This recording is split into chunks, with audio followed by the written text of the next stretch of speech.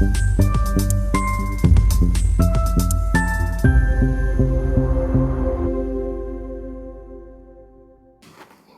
मित्रांनो. भारताचे पंतप्रधान नरेंद्र मोदी बुधवारी म्हणजे 25 फेब्रुवारीला 2 दिवसाच्या इस्रायल दौऱ्यावर जाणार आहेत. हा दौरा होणार का नाही याबाबत कोणालाच कल्पना नव्हती. याचं कारण इराण आणि अमेरिका यांच्यात जर युद्ध सुरू झालं तर मोदींचं विमान इस्रायलपर्यंत जाणार कसं हा प्रश्न आहे. आणि आजच भारताच्या परराष्ट्र व्यवहार मंत्रालयाने इराणमध्ये असलेल्या भारतीयांसाठी चेतावणी दिलेली आहे की आता इराण सोडून बाहेर पडा. म्हणजे एवढी जर वेळ आली असेल तर मग मोदींना इस्रायलला जायची गरज आहे का, किंवा त्यांच्या सुरक्षेचा प्रश्न, या सगळ्या गोष्टी येऊ शकतात. पण याबद्दलचं जे कोडं होतं ते कोडं सोडवण्यात इस्रायलचे पंतप्रधान बेंजामिन नेतान्याहू यांनी महत्त्वाची भूमिका बजावली.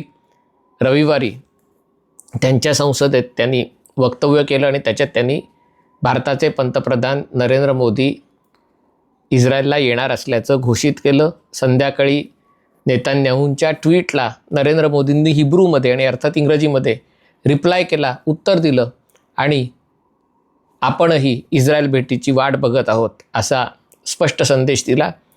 एका अर्थाने ही दुहेरी ऐतिहासिक भेट असणार आहे. ऐतिहासिक भेट ती असणारच आहे कारण आत्तापर्यंत एकाही भारतीय पंतप्रधानांनी इस्रायलला भेट दिली नव्हती. नरेंद्र मोदी इस्रायलला भेट देणारे पहिले पंतप्रधान ठरले. 2017 साली ते इस्रायलला गेले होते आणि त्याच्यानंतर जवळपास 9 वर्षांनी ही भेट होत आहे. इस्रायलचे पंतप्रधान दोनदाच भारतात आले होते. 2003 साली तत्कालीन पंतप्रधान आरियल शेरॉन आणि 2018 साली बेंजामिन नेतान्याहू भारतात आले होते. आणि त्यामुळे बऱ्याच वर्षापासून ही भेट होणं अपेक्षित होतं. मधल्या काळात कोविड आणि त्याच्यानंतरच्या काळात गाझा मधील इस्रायलमध्ये झालेला दहशतवादी हल्ला, त्याच्यानंतर सुरू असलेलं युद्ध, याच्यामुळे ती पुढे ढकलली जात होती. पण यावर्षी ती होत आहे आणि नरेंद्र मोदींच्या रूपाने पुन्हा एकदा भारताचे पंतप्रधान इस्रायलला जाणार आहेत. यावेळच्या भेटीमध्ये नरेंद्र मोदींना इस्रायलच्या संसदेत बोलण्याची संधी मिळणार आहे. अशा प्रकारचा सन्मान खूप कमी नेत्यांना यापूर्वी मिळालेला आहे.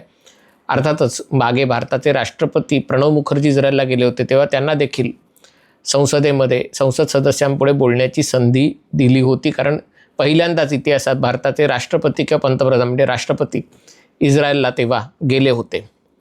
आता या भेटीच्या आधी नेतान्याहूंनी जे ट्विट केलं त्याच्यात त्यांनी एक गोष्ट सूचित केली की एक षटकोन. तर षटकोन म्हणजे कसा, तर मी याबाबत तो जो एक व्हिडिओ केला होता, काहीतरी गूढ भयंकर घडत आहे, ते भयंकर आहे का नाही ते येणारा काळ ठरवेल, तेव्हा ते भयंकर आहे असं वाटत होतं. पण त्याच्यातच मी उल्लेख केला होता कारण हा संदर्भ अर्थातच एक इस्रायली पॉडकास्ट चॅनल आहे, कॉल मी बॅक असं काहीतरी, दान सिनोर नावाच्या त्यांचा तो आहे. त्यांनी याबाबतचं सुतोवाच केलं होतं की नेतान्याहूच्या दृष्टीने कशा प्रकारे एक अशा देशांचा समूह की जे स्वतः इस्लामिक मूलतत्ववादाचे शिकार आहेत, त्याचे बळी पडलेले आहेत आणि त्याच्याविरुद्ध ते एकमेकांना सहकार्य करू शकता, एकमेका सहाय्य करू अवघे धरू सुपंथ.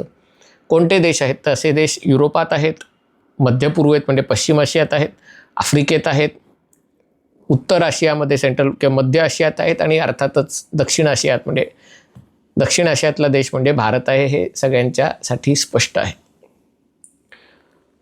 उत्तर किंवा मध्य आशियातले देश कोणते तर त्याच्यामध्ये अझरबैजान आहे, आर्मेनिया पण असू शकतो. पण अझरबैजान आर्मेनिया एकमेकांशी संघर्ष करत आत्तापर्यंत होते. अमेरिकेच्या दबावामुळे दोघांनीही तलवारी म्यान केल्या असल्या तरी दोघांची पुढच्या लढाईची तयारी मात्र जोरात सुरू आहे. पण अझरबैजानचे इस्रायलशी चांगले संबंध आहेत कारण अझरबैजान इराणच्या शेजारी आहे आणि दोघेही लोक अझेरी आहेत, शिया आहेत आणि त्यामुळे इराणमधल्या वित्तम बातमीसाठी अझरबैजान इस्रायलला मदत करतो. त्याच्या बदल्यात इस्रायलला तेल पुरवठा अझरबैजान करतो कारण कॅस्पियन सीमध्ये मोठ्या प्रमाणावर तेल साठे आहेत आणि अझरबैजान तिथे असल्यामुळे ते तेल इस्रायलला पुरवतो. संरक्षण क्षेत्रात इस्रायल अझरबैजानला मदत करतो, तुर्की पण करतो, पाकिस्तानही करत होता. दुसरीकडे आर्मेनिया आहे. आर्मेनिया हा भारताचा अतिशय जवळचा मित्रदेश आहे. ग्रीस, अमेरिकेसाठी, फ्रान्ससाठी पण आर्मेनिया महत्त्वाचा आहे. आणि आर्मेनिया अझरबैजान संघर्ष शांत झाला तर दोन्ही देश युरोप आणि आशिया यांना जोडण्यासाठी अतिशय महत्त्वाची भूमिका बजावतात. तीच गोष्ट सायप्रस आणि ग्रीसची आहे. मागे मी व्हिडिओ केला होता. पंतप्रधान नरेंद्र मोदी तेव्हा सायप्रसला गेले होते आणि सायप्रस हे इस्रायलपासून विमानाने अर्ध्या तासाच्या अंतरावर आहे आणि सायप्रसची वाटणी तुर्की आणि ग्रीस यांच्यामध्ये झालेली आहे. तुर्की आणि ग्रीस यांच्यामध्येही एक प्रकारचं शीतयुद्ध कायम चालत आलेलं आहे. पण तुर्की अमेरिकेच्या जवळचा असल्यामुळे, जसं भारत पाकिस्तानच्या बाबतीत पाकिस्तान अमेरिकेच्या जवळ असल्यामुळे भारताला काय करावं हा प्रश्न नेहमी पडत आलेला आहे. त्याच्या पलीकडे गेलात तर आफ्रिकेमध्ये इथिओपियासारखा देश आहे. इथिओपिया हा आफ्रिकेतला एक अतिशय महत्त्वाचा देश आहे.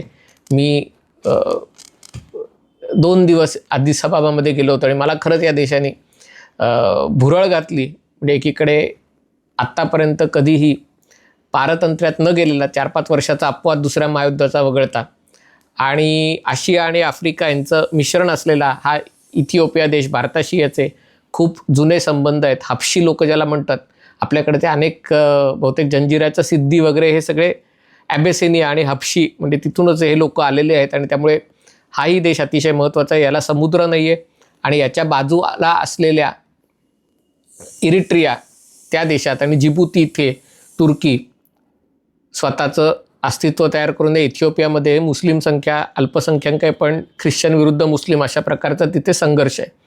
आणि त्यामुळे तुम्ही असं बघायला गेलात आणि याच्या पलीकडे जाऊन जे आखाती अरब देश आहेत त्याच्यामध्ये खास करून संयुक्त अरब अमिराती आणि बहरीन हे देश आहेत की ज्यांनी अब्राहम अकॉर्ड्सच्या अंतर्गत इस्रायलला मान्यता दिलेली आहे. आणि नुसती मान्यता दिलेली नाही तर इस्रायलबरोबर व्यापार, गुंतवणूक, पर्यटन सगळ्या गोष्टीमध्ये त्यांनी जबरदस्त संबंध प्रस्थापित केले. तसं बघायला गेलं तर याच्यापूर्वीही इजिप्त आणि जॉर्डनने इस्रायलशी संबंध पूर्ववत केले होते. पण जरी संबंध झाले असले तरी त्यांच्यामध्ये स्नेह नव्हता. म्हणजे एक प्रकारचा कोरडेपणा होता आणि जरी राजवट अजूनही इजिप्तची इस्रायलच्या बाजूने असली तरी सामान्य इजिप्तच्या लोकांच्या मनात इस्रायलच्याबद्दल एक राग आहे, असूया आहे.